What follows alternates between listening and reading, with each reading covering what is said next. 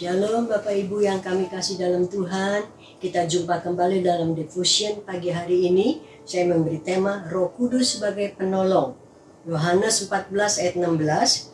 Aku akan minta kepada Bapa dan Ia akan memberikan kepadamu seorang penolong yang lain, supaya Ia menyertai kamu selama-lamanya. 16 ayat 7. Namun benar yang kukatakan kepadamu adalah lebih berguna bagi kamu jika aku pergi. Sebab jikalau aku tidak pergi, penghibur itu tidak akan datang kepadamu. Tetapi jikalau aku pergi, aku akan mengutus dia kepadamu.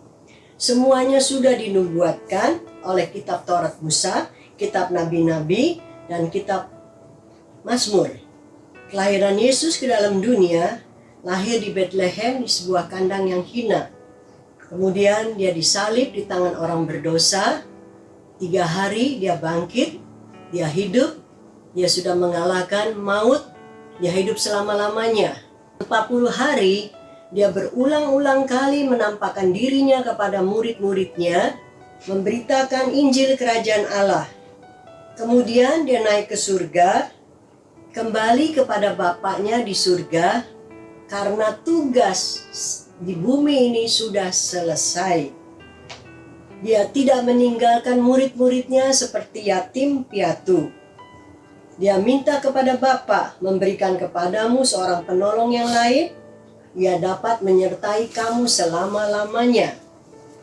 Roh Kudus sebagai penolong, penghibur, pendamping kita yang selalu ada bersama-sama, tinggal dalam hati saudara, hati saya, menuntun langkah-langkah kita pada jalan kebenarannya.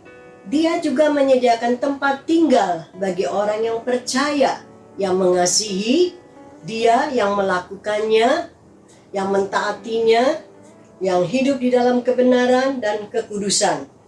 Di dalam Tuhan ada jaminan kehidupan yang kekal. Dosa kita diampuni, dibenarkan oleh darah Yesus, diselamatkan dari hukuman maut yaitu neraka, kepada hidup yang kekal, karena di dalam Tuhan ada harapan. Hidup kita sangat berarti. Masa depan kita mempunyai pengharapan di dalam Tuhan, karena kita miliknya, anak kesayangannya. Mazmur 46 ayat 2 dikatakan, Allah itu bagi kita tempat perlindungan dan kekuatan. Sebagai penolong dalam kesesakan sangat terbukti. Tuhan adalah penolongku, aku tidak akan takut. Tetaplah bertahan, tetaplah berjuang di tengah derita, kesulitan yang kita hadapi, beban yang berat, tidak perlu takut. Karena ada Tuhan yang besar, yang selalu menyertai kita, menuntun kita, dia menopang kita dengan tangan kanannya. Kita tidak berjuang sendirian. Ada Tuhan yang memberi kita kekuatan dan kemenangan.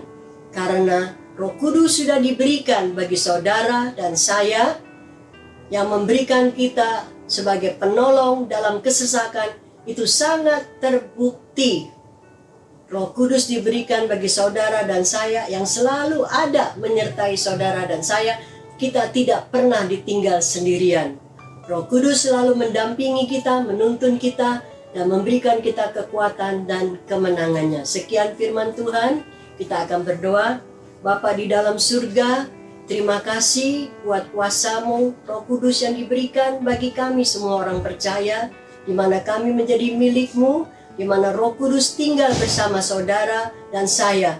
Kami tidak berjalan sendiri, Tuhan yang menopang langkah-langkah kami, berjalan di dalam kemenangan dan kekuatan, karena di dalam Tuhan ada perlindungan, ada pengharapan masa depan yang penuh harapan di dalam Tuhan. Terima kasih Bapa, Roh Kudus sebagai penolong dalam hidup kami. Terima kasih, dalam nama Yesus kami berdoa dan mengucap syukur. Yang percaya katakan amin. Tuhan berkati saudara.